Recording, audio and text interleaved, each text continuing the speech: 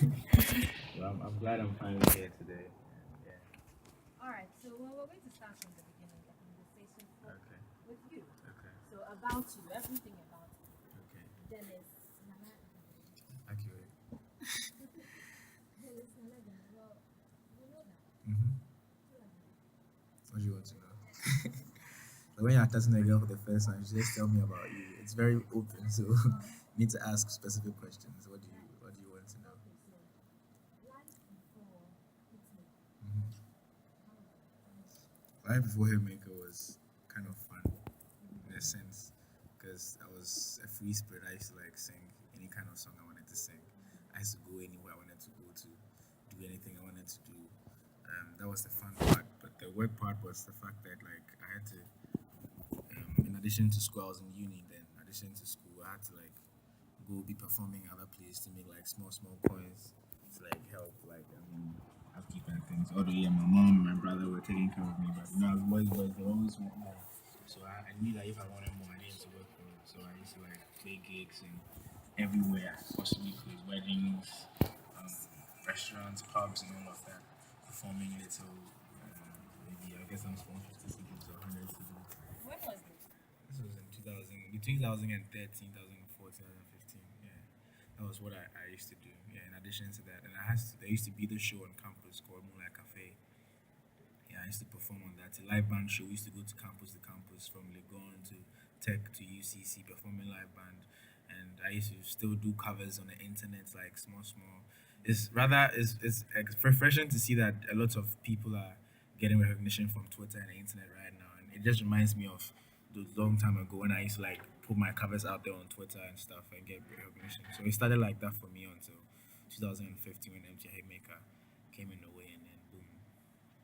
So it has always been happening. Yeah, music has always been something I wanted to do. It wasn't growing up. Wasn't very prestigious to talk about the fact that I wanted to be a musician because, I mean, how dare people are taking you to school to become a doctor or a lawyer or something, and you want to be a musician. It wasn't very prestigious, so it was something I didn't used to talk about a lot. But deep down, I knew this was who or what I wanted to do with my life. What did you study? SSO, Economics and Information Studies. I always get this reaction every time. Every time. Oh, so yeah, smart thing I do. I always get that. I always get that. So I know this. Well, most artists were like, my parents were not too happy with my career. Was it the same? Both parents. Um, Mine was the beginning was like very open. Like when music used to be like a hobby, they were very open to the idea of feel free sing. They were excited about me singing, but I mean, towards the end of uni and after uni, life began to get serious.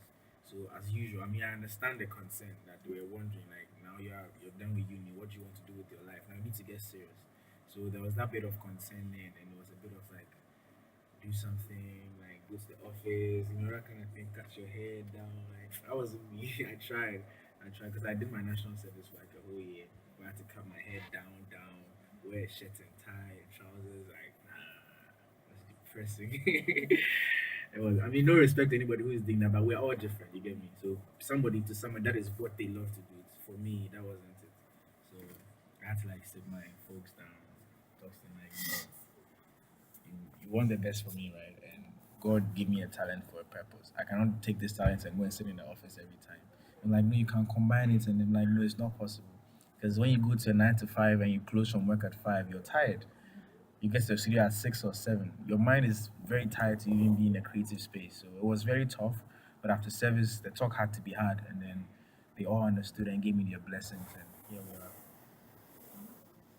Hmm. Glasses. Because I'm a shy guy. I hate looking into people's eyes. I hate people looking into my eyes. I like to hide behind that and then express myself properly. Hmm. My people here Hmm. want to see your eyes. The people here, but the listeners, they're not looking at me. So. We In the studio. want to. No, don't worry. It's supposed to be like an exclusive something. When I take off my glass, I mean, it's not deep, but I'm very shy. That's basically it. I'm like a very shy person.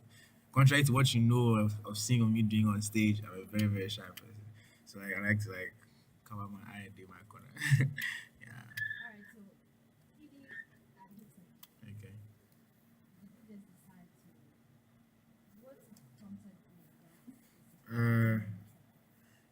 as a young growing teenager who loved music, I used to like watch. There was no talent show I never watched. Like I used to watch all of these Mentor, Stars of the Future. Named, I used to watch every one of them. And there was a trend that I realized that everybody that wins, they were really talented, but then after the competition, nothing really happened for them. So I was kind of worried that, I mean, if the way I love these competitions, if I go and this was going to happen to me when I win, my life is going to be over or something. So it was very scary. So I didn't want to like choose that path. I wanted to like, if I was supposed to make it, I was supposed to be another path, not a talent show. But then at the same time, around that time, my friend in uni had introduced me to Richie Mensah because she was a PA, and Richie like he's the one that encouraged me like, you know what, we know you hate this thing, but we feel like you should take a try. You never know what will happen for you, so go in, see what comes out of it for you. And yeah, Richie called me. I was like, you know what, thank you very much for this, but I'll go. So I went, auditioned, went to through all the phases, qualified to the live shows week after week after week, straight to the final, and then eventually winning. Yeah, yeah, yeah. Because I used to go to during uni days. I used to be like every day in a lane studio. I wasn't signed at that time. It was just Miss V. I used to like go there as a young boy who loved music and go and look at what they are doing. Like look at their recording sessions, look at how they produce. Like I was just a studio rat every day going there observing things, and then Richie was teaching me a few things here and there like how to produce and all of that. So I think when Hitmaker came in the way and I went through the process of being on TV for 13 weeks, developing myself on stage, my stagecraft and all of that, you feel like, you know what, after mentoring you for a long time now, I feel like you're ready, finally. So, yeah.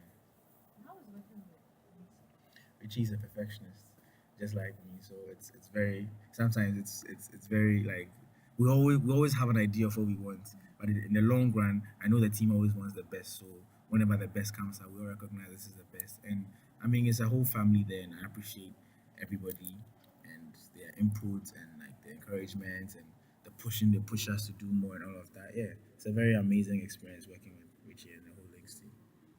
All right, so let's still speaking to KiDi. And so if you have any questions for him, send us a message on our WhatsApp line 0269071. Also on Facebook, Radio GIJ 87.7 megahertz. All right, so let's take this one from KiDi. That's a very old one. Never again.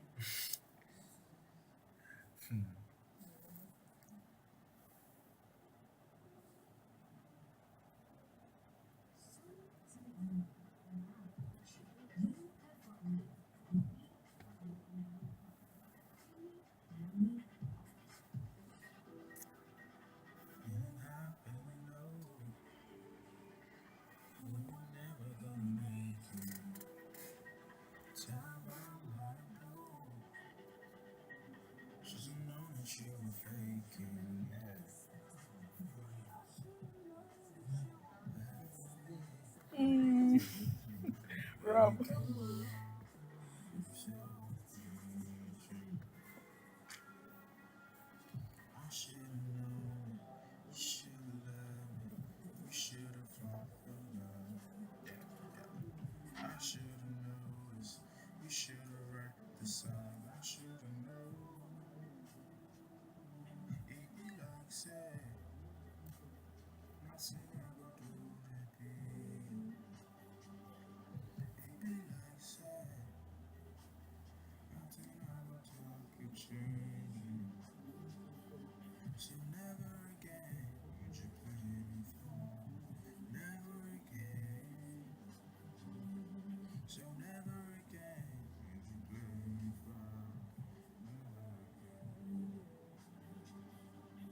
You know, when we play this, people normally do not think that it's KiDi.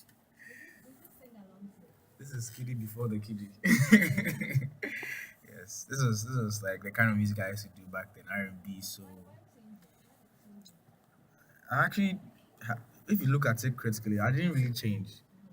It wasn't really a change because this kind of singing I'm still doing is basically R&B. It's just that I'm singing on a different beat, a high life beat, but I'm still singing the same way I used to sing. It's just I need to find the balance, that middle ground of not compromising with my talents at the same time giving the people something they're familiar with. So I'm still singing R&B, but on a highlight beat. So it's basically not a switch. Yeah. I should have known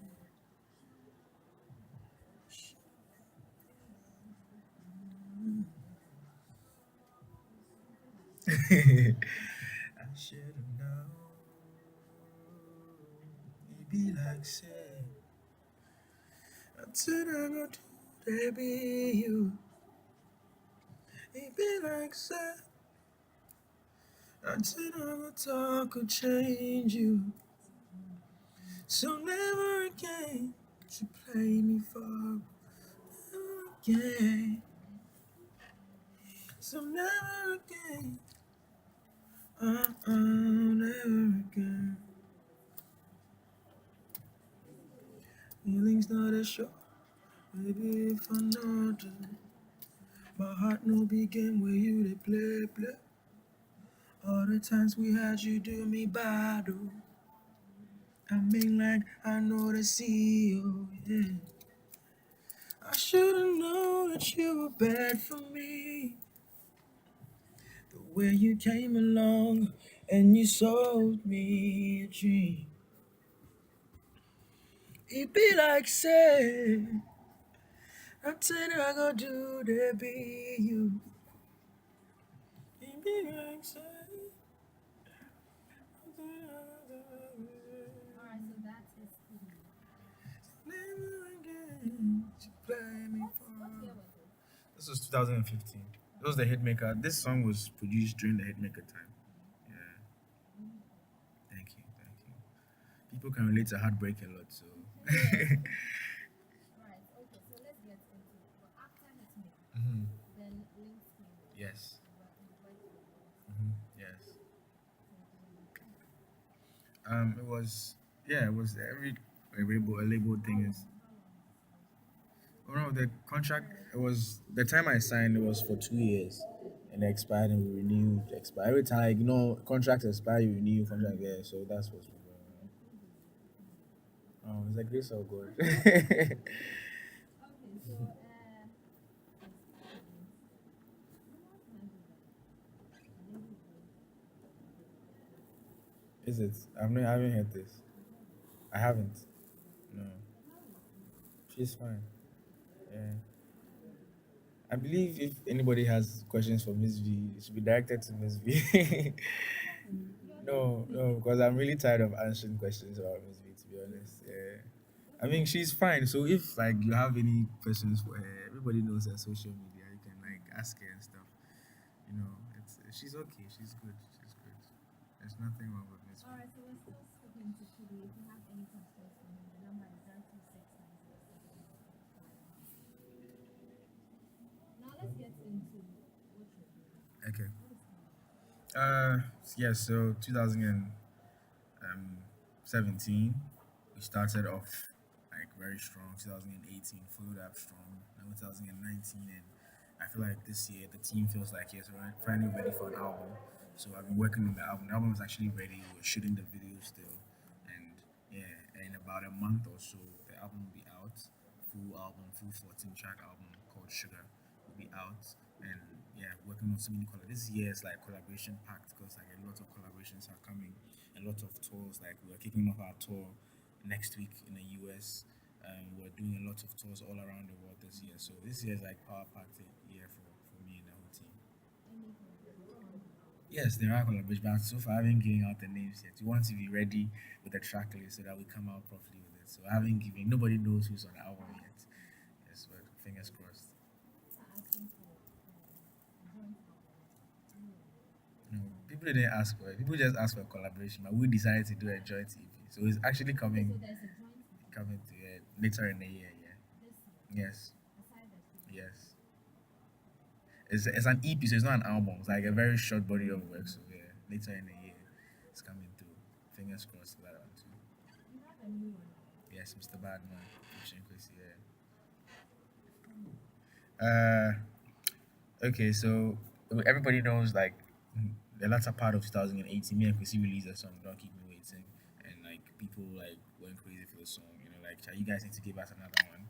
And 2009, I wanted to like my first song to be a song away from the love topic that I'm always singing about love, love, love. So I wanted to do something quite different from what I always do. So I decided to go like wayward a bit. I felt like the topic I was singing about, because he was the best person to feature on that song. So I gave him a call and he gave me a verse. This is basically a song saying, "Charlie, I'm a young guy trying to like live life and be happy. I want to like enjoy my life, so people should just leave me alone. Don't hate, don't hate. The hate these days on social media is very, very depressing. Sometimes if you are not strong, it can overtake you, and then you have stories of various musicians going through all of this. So like people should allow young people to be young and live and yeah, enjoy life. So you're a songwriter, Yeah, a singer, yeah, you produce your music. yeah. How do you manage that? It's like a package. You go to restaurants, you can't order a club sandwich without fries. It comes together. So, like, if I'm writing a song, and I learned production because I realized that as a musician, only you can bring the vision you have in your head to life. I mean, somebody can try to do it, but it's only you that can really do what you have in your mind. So I had to learn production. And when I'm writing a song, I know how I want the beat to sound for the particular song I'm writing. And when I make a beat, I know how I want to write to fit the beat. So they all go hand in hand, to be honest. Yeah. When he's writing a song, tell me about the process. To be honest, there's no formula to writing. There's no deliberate or elaborate routine to writing a song. It's just inspiration, to be honest. I can hear a beat and then I decide. The hardest part of writing music is deciding what to sing about. That's the hardest part of making music. The production isn't a problem, the writing isn't a problem. But deciding that this is what I want to talk about is always the hardest part. And once you decide that, like half of the work is done, you just the inspiration. Or sometimes the inspiration doesn't come, you don't have to force it. I remember when I was writing Thunder, I wrote the whole song in like 2 days, and I didn't have a chorus. Then if I leave, that part wasn't part of the song. I'd written the whole song without that part. It took me a month for that part to just come. Like every time I go to the studio, I'm trying to like cook the chorus, it doesn't come. I close the project, go back home, come, it doesn't come. And then one day it just dropped. That's when I realized that music, you don't need to force it. When it comes, it'll just come in and everything will work out. So there's no elaborate routine to writing music. It's just we go by inspiration.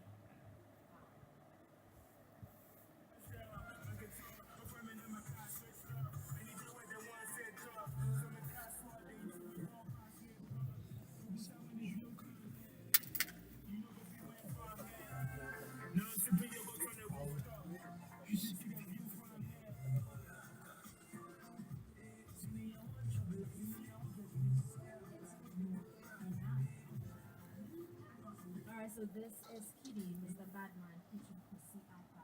News.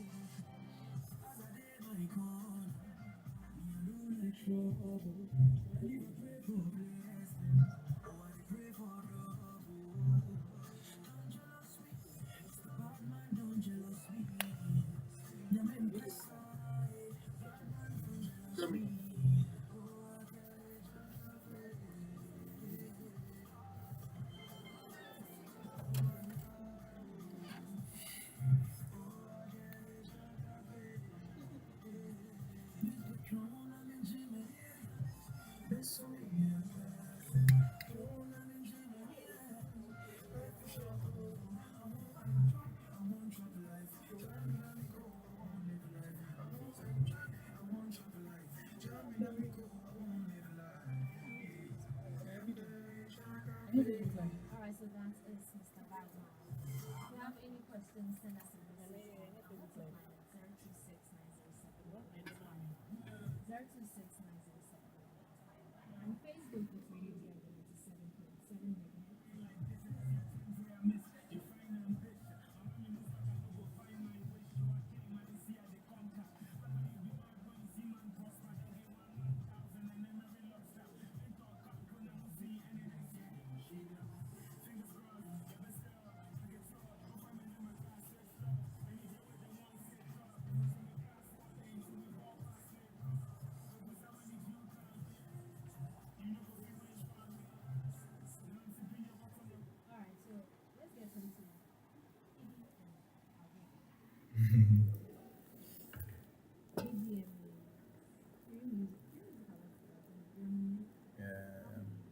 think 5 or 6, 5.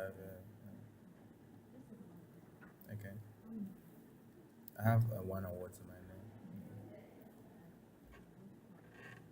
Nominations. Last year I had 6 nominations. Yeah, and this year the nominations are not out yet, so I don't know how many. Yeah, so and then I had 5 nominations, but I didn't win any.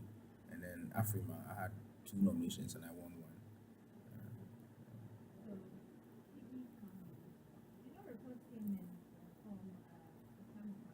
That's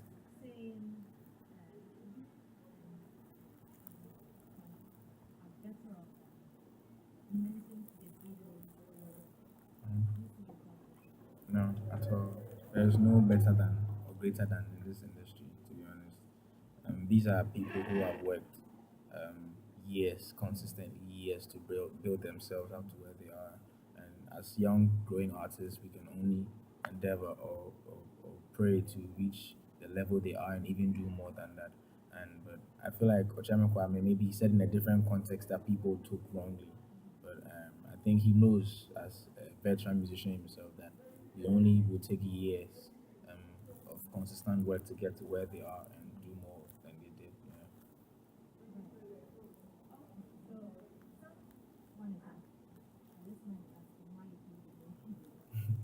KiDi means rhythm. Yeah, it doesn't mean child or baby. Most people. That's nice because now when you realize that it actually doesn't mean that's like oh wow it's like a mind blowing fact. Oh, it doesn't mean a child. Oh, okay, it means rhythm. That's nice.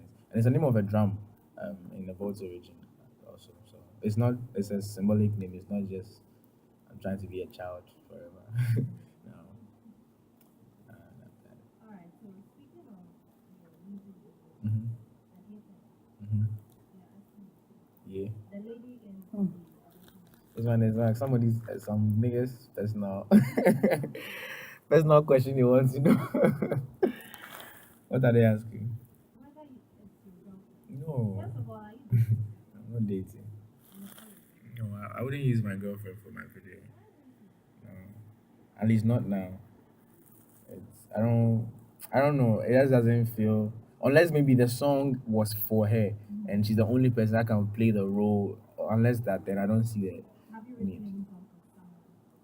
All the songs I wrote for people were heartbreak songs. So there's no way they're going to be in the video. Anyway, but yeah, I've written love songs about people, but it's not deep for them to play the role of the vixen in the video. Um, I mean, people do it, it's fine. But me, I feel like unless the song is so personal that I need only them to play that role, I don't really need to use my girlfriend.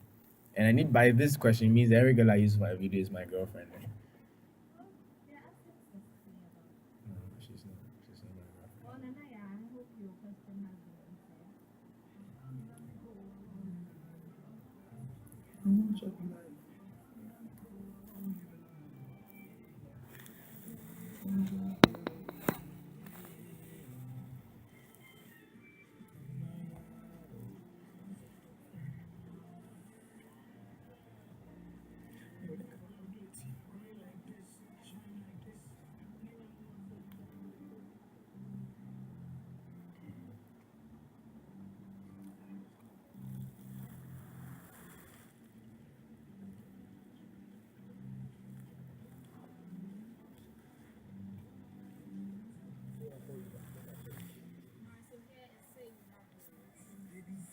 And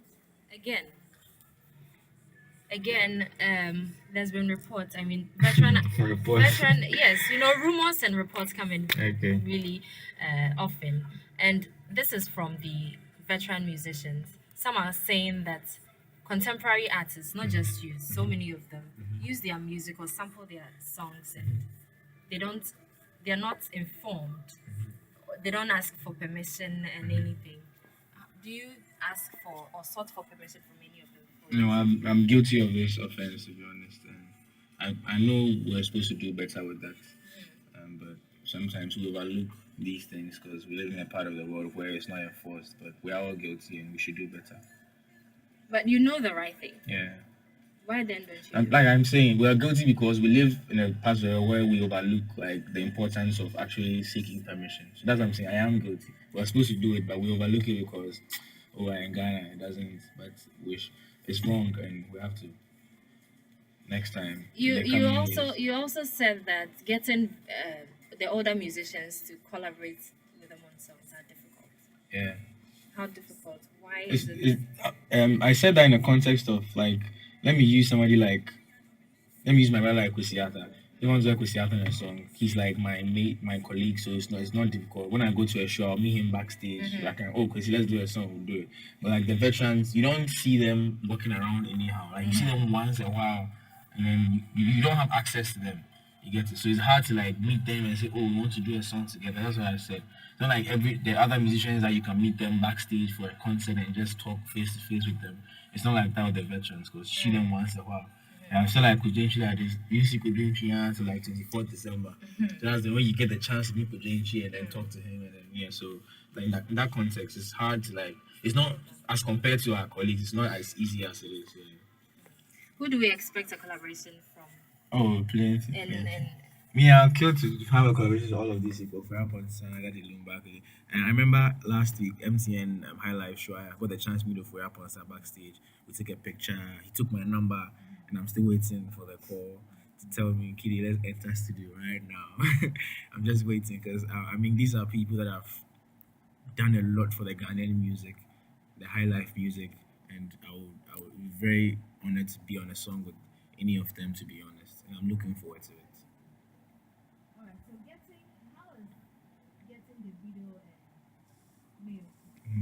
Mhm. Um, I didn't get them like people think. Like I didn't like go and look for like Charlie, anybody. You have the video's number, link me. Let me talk to no none of that. Mayor Kun was in Ghana at that time, so he was doing like a radio tour for his songs, and then he was hearing that song, the other song, on radio a lot. Like, on TV, it was being played when he entered the club. People laughing. So I was wondering, what song is this? Like, why is this all over the place? And then the 30 billion caught his attention because the video has sang 30 billion in their account. It's like, who is this Ghana boy who is trying to go like the other way and say he doesn't have it and say, like, what have you? So he caught his attention. So that the guy that was moving with him then knew us. Was like, oh, Miyokun wants to meet us, like wants to have a chat with us. So we went over to his hotel. We talked. He was like, Charlie, this song is nice. I really want to be on a remix. So we came back to the studio with him. He recorded his verse. So it was supposed to be just me and Miyokun. There was no David in the picture. There was like it was just a KiDi featuring Miyokun Odor remix. And then he went back to Nigeria. And then the next day he called me like, oh, I played the song to the video. Like Charlie, he liked it. That's what he said. He didn't tell me the video was even going to record a verse. So the next time I realized the video posted a video on Instagram, like jamming to the song with a portion of the song that I didn't know. So I was like, hey, what is going on? Okay, cool. Maybe he just jamming to it. So Mayokun text me like, yo, check your mail. The vocals are in. So he sent me his vocals. And then I played the song. All I heard was his David do. I was like, what? You had to pause the song for a minute. Like, you know how big that moment was? Like, some one of the biggest artists in Africa on your song. You didn't have to like go and chase him. You didn't have to go and look for him. It was out of the pure love he had for the song, and he just decided to do it. So it was like a very big moment for me. Very very big moment. Mhm. In what sense? What if you ask better?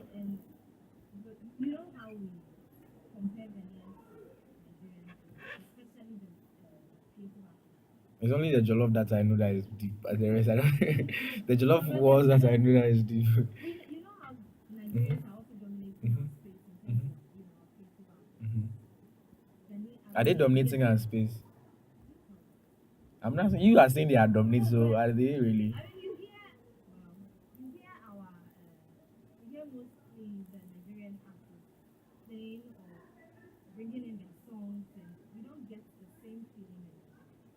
Mhm. Mhm. That has nothing to do with the music being better. I think it has more to do with the marketing and the numbers, to be honest. We're not doing anything wrong. We are just lacking numbers. First of all, if you look at it, let's look at it on the paper. Nigerians are over 140 million. Ghanaians are not even half of that, or a quarter of that. Now, when you go to Nigeria, there are the mainstream artists who are like a lot already. And you come to like the artists who are almost getting to mention who are a lot. It comes to artists who are underground who are a lot. So when they go to the Nigerian station, they have not done playing with the mainstream artists to come and play the next generation, to come and play the underground, to come and play the like. There are so many talents in Nigeria. They can't finish playing before they come to a Ghanaian, and like they have laws too that make sure that they play a certain percentage of international music. That also helps because when you put on a Nigerian station, and the couple of times I've been in Nigeria, the only people I hear their song is maybe R2B's, or maybe you hear Odo, or maybe Angela, and that is it. Or a Sarkodie song. That is it. Because their systems are set up in such a way that before you can even penetrate their system, like it will be very difficult because they have so many artists. And when you come to Ghana, we lack numbers. And our radio station, we have growing listenership on radio. We have people like requesting songs, a lot of songs. Where at a point in time, we didn't have enough Ghanaian songs to fill the radio. So now there was space for somebody else to bring a song and then come and fill the radio. But now I can say both that my brothers in the industry, like everybody, like they're releasing music constantly, and there's so much Ghanaian music. Like I can leave my house to Tema, and on the way I can be playing Ghanaian music and not even realize that like there are so many good Ghanaian songs out there. So it has to do with numbers and the marketing, and it's not easy going to another one's country to go and promote your songs. Like we always get comments on the internet. Ah, you cry, your song is big in Nigeria. Why won't you come and do promo? It's not cheap. Like it's not you can't just get up and say my song is big and book a ticket, I'm going to Nigeria. It's somebody's land. There's always going to be priority over you, there's going to be priority of their product over yours. So whenever you go, you can go and then go in the promo, they'll play your song. Immediately you're going back to your country. It's back to Nigerian music. It has to do with like right now we've sat down to realize that to get your music out there, there are a few things. You have to do collaborations with them. And collaborations don't just come. You have to work extra hard to reach a level where when you ask for collaboration, you get it. So collaborations are actually one of the sure ways of breaking into somebody's market. You get and we have something like a viral video. Like one corner didn't go and do promotion in Nigeria. It was a viral song that it broke into the Nigerian market. So we have viral internet music and we have like collaborations. Tulenke's Proud F Boys has also broken into Nigeria because it was a viral internet song. So you have that the internet viral ability and you have the collaboration, which is not enough still, but as at now, this is what we have. So we have to work with it. Yeah.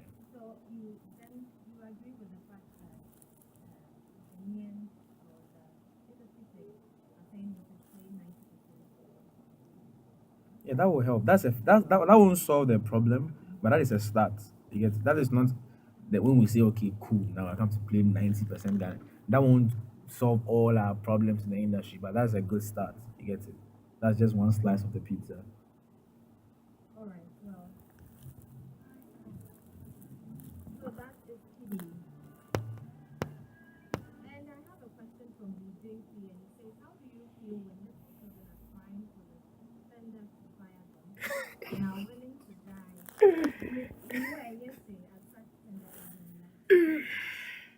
It's not deeply.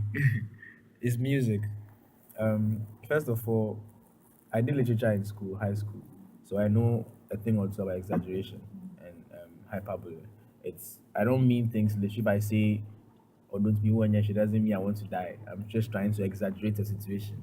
So we learned literary device in school. We have like idioms, expressions to show. It doesn't mean somebody has a silver spoon. It doesn't mean there's a silver spoon in their mouth. Literally, it's just an expression to exaggerate something. So it's not deep.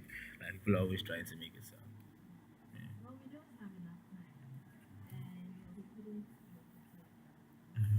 But we've been able to cover a lot, don't you think? Yeah. Ish. Sir? I apologize again for that.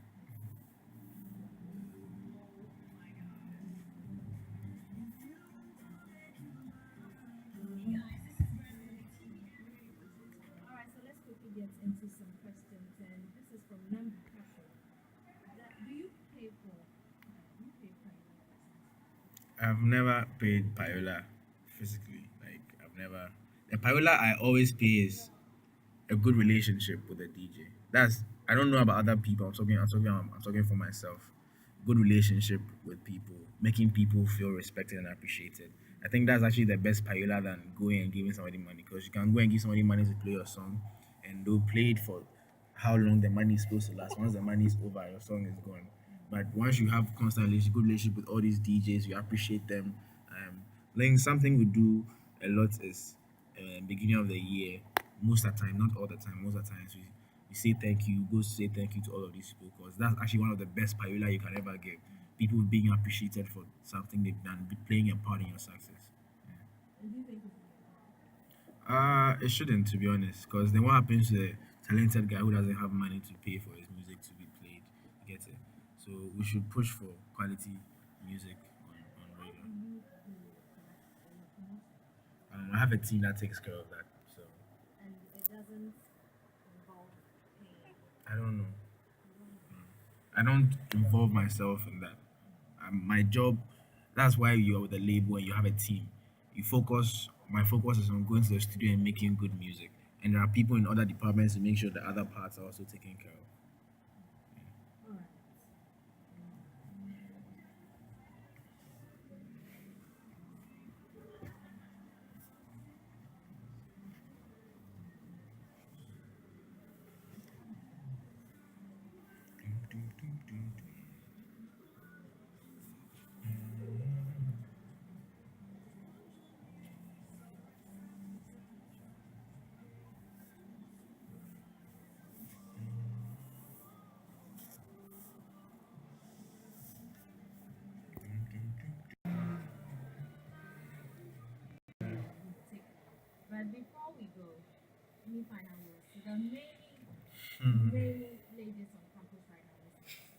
I just want to say a big thank you to everybody.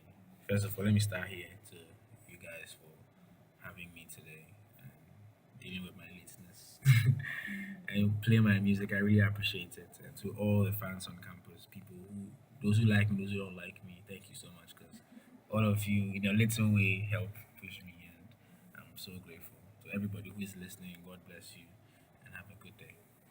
Thank you for having me. Okay, so this is where we sign off. It has been the Mid Morning Coffee Show with me, Sharon Onella, for 97.7.